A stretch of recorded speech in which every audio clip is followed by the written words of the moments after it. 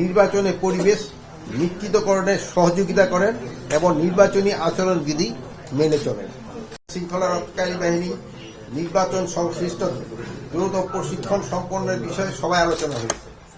নির্বাচনকালীন সময়ে আইনশৃঙ্খলা পরিস্থিতি নিয়ন্ত্রণে রাখতে সব বাহিনীকে সমন্বিতভাবে মাঠ পর্যায়ে আরও সক্রিয়ভাবে কাজ করার নির্দেশনা দেওয়া হয়েছে।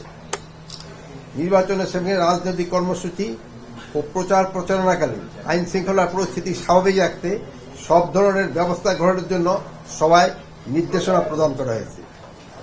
আমি সাধারণ জনগণ সহ সংশ্লিষ্ট সকলকে অনুরোধ করছি, সবাই যেন নির্বাচনে পরিবেশ নিশ্চিতকরণে সহযোগিতা করেন এবং নির্বাচনী আচরণবিধি মেনে চলেন। বর্তমান অন্তর্বর্তীকালীন সরকার যথাসময়ে নির্বাচন অনুষ্ঠানে অটল।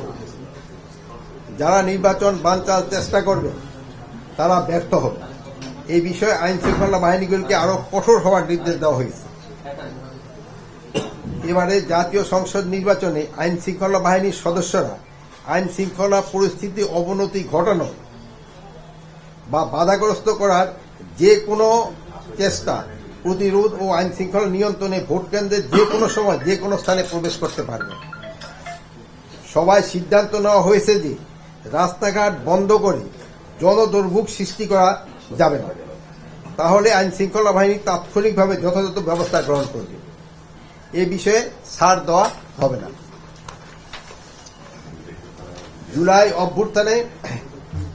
জুলাই গণ অভ্যুত্থানে সম্মুখ সারির যোদ্ধা শরীফ ওসমান বিন হাদির হত্যাকাণ্ডের ঘটনায় দায়েরকৃত মামলার শীঘ্রই চূড়ান্ত চার্জশিট দেওয়া হবে। ইতিমধ্যে এই ঘটনায় 11 জনকে হয়েছে। অন্তর্বর্তীকালীন সরকারের এই মামলাটির সর্বোচ্চ গুরুত্ব দিয়ে দেখছেন।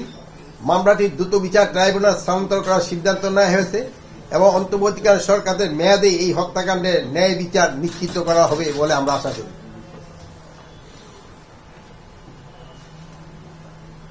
ভবিষ্যতে এইসব ঘটনা প্রতিহত করতে যথাযথ কার্যকর ব্যবস্থা গ্রহণের জন্য আইন শৃঙ্খলা বাহিনীগুলিকে নির্দেশ দেওয়া হয়েছে। অনেক সময় দেখা যায় যে সহযোগী শেষে ফ্যাসিস্ট এজেন্ট বা নাশকতাকারীরা যাতে বিভিন্ন রাজনৈতিক দলের মধ্যে অনুপ্রবেশ ঘটতে না পারে সেই বিষয়ে রাজনৈতিক দলগুলিকে সতর্ক থাকতে হবে। রাজনৈতিক দলগুলোর পারস্পরিক দোষারোপে নাশকতাকারীরা যাতে সুযোগ না নিতে পারে বা সেই বিষয়ে রাজনৈতিক দলগুলোকে সতর্ক থাকতে হবে এবং এই বিষয়ে আপনারাও তাদের একটু সজাগ করাবেন। গত 13 ডিসেম্বর 2025 তারিখ থেকে চালু হওয়া অপারেশন ডেভিল হান্ট ফেজ 2 অভিযানে গতকাল 4 জানুয়ারি 2026 তারিখ পর্যন্ত 14,569 জনকে গ্রেপ্তার করা হয়েছে। তাছাড়া এই অভিযানে 201টি অগ্নেয়াস্ত্র, 1541 রাউন্ড গুলি, 566 রাউন্ড কার্তুজ, 165টি দেশীয় অস্ত্র, গ্রেনেড, মর্টার গোলা, গান পাউডার, আতশবাজি, বোমা তৈরি উপকরণ ইত্যাদি উদ্ধার করা হয়েছে। এই সময় মামলার ওয়ারেন্ট মূলে প্রায় 19,235 জন সহ সর্বমোট 33,804 জনকে গ্রেপ্তার করা হয়েছে। ডেভিল হান্ট ফেজ 2 এর অংশ হিসেবে চেকপোস্ট ও টহলের সংখ্যা অনেক বৃদ্ধি করা হয়েছে, যাতে সন্ত্রাসী দুষ্কৃতীরা পার না পেয়ে যায় এবং অবৈধ লুট হওয়া অস্ত্র উদ্ধার আরো বৃদ্ধি পায়। আপনারা সবাই জানেন যে মাদকের ভয়াবহতা সম্পর্কে আমরা সকলেই কিন্তু অবগত। গত ডিসেম্বরে 2025 মাদক নিয়ন্ত্রণ অধিদপ্তর কর্তৃক দেশব্যাপী মাদক বিরোধী অভিযানে 658টি নিয়মিত মামলা দায়ের করা হয়েছে এবং 1613টি মোবাইল কোর্ট পরিচালনা করা হয়েছে। এতে গ্রেপ্তারকৃতদের আসামির সংখ্যা প্রায় 2,375 জন। এ সময়ে 524 কেজি গাঁজা, 3,40,000 পিস ইয়াবা, 7,675 পিস এটা কি টেপেন্টাডল ট্যাবলেট, 6,308 লিটার চোলাই মদ, 756 গ্রাম হেরোইন সহ মোট প্রায় 20,03,030 টাকা এবং বিভিন্ন ধরনের 4টি যানবাহন জব্দ করা হয়েছে।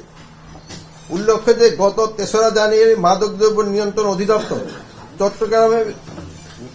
চট্টগ্রাম মেট্রো দক্ষিণ কার্যালয় কর্তৃক 54,000 পিস ইয়াবা ট্যাবলেট সহ একজন আসামিকে গ্রেপ্তার করা হয়েছে।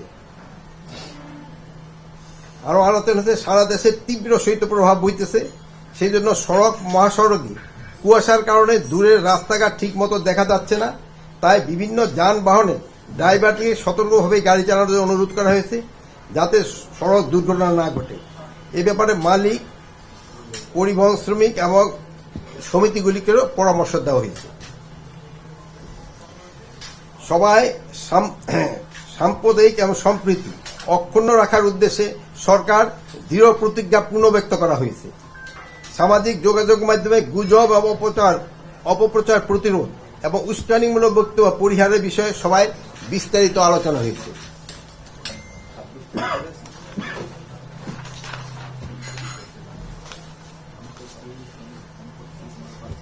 সবাই বাংলাদেশ মিয়ানমার সীমান্তে নিরাপত্তা নিশ্চিতকরণে, চোরাচালান, মাদক ও অন্যান্য অপরাধ দমনে কঠোর নজরদারি এবং পার্বত্য অঞ্চলে শান্তি বজায় রাখার বিষয়ে নিবিড় আলোচনা হয়েছে।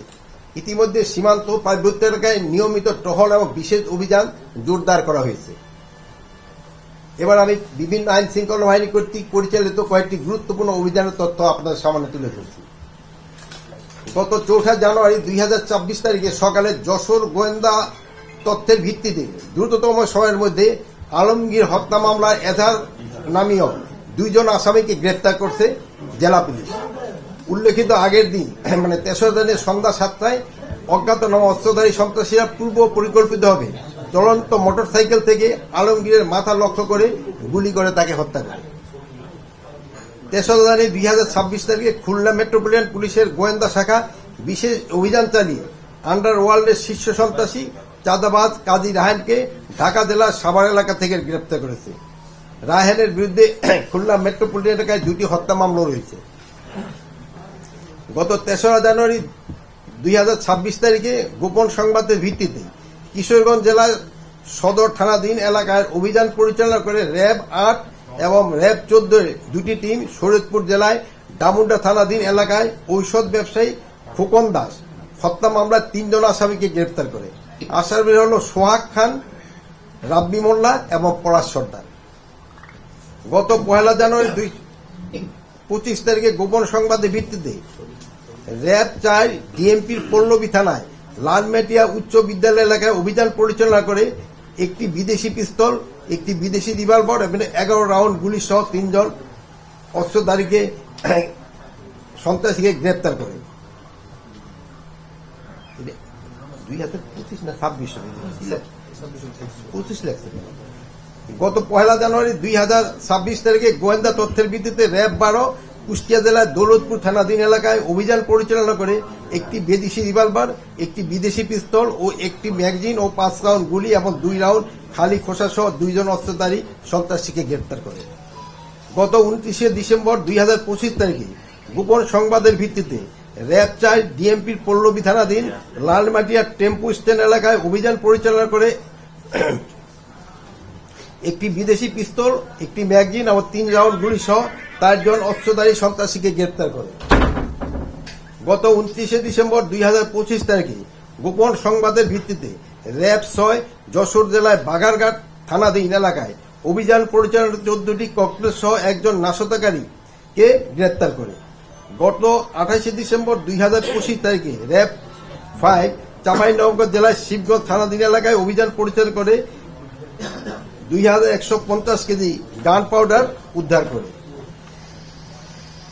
গত 28 ডিসেম্বর 2025 তারিখে গোপন সংবাদের ভিত্তিতে র্যাব 12 এবং র্যাক 1 গাজীপুর এলাকায় টঙ্গী থানাধীন এলাকায় অভিযান পরিচালনা করে হত্যা মামলার আসামি লেটো শোরুম ম্যানেজার পিন্টু আকন্দকে গ্রেপ্তার করে। সবাই অন্যান্য আলোচিত বিশেষ সময় সিদ্ধান্ত সময় ছিল এরকম: সাইবার অপরাধ, দেশের গুরুত্বপূর্ণ স্পর্শকাতর অর্থনৈতিক টেলিযোগের প্রতিষ্ঠান সময়ের নিরাপত্তা জোরদারকরণ এবং সাইবার অপরাধ নিয়ন্ত্রণে গবেষণা এবং নজরদারি বাড়ানোর সিদ্ধান্ত নেওয়া হয়েছে। দেশ বিরোধী ষড়যন্ত্র, দেশের অভ্যন্তরে এবং আন্তর্জাতিক পরিমণ্ডলে দেশ বিরোধী ষড়যন্ত্র অপপ্রচার রোধে নজরদারি বৃদ্ধি নির্দেশনা দেওয়া হয়েছে।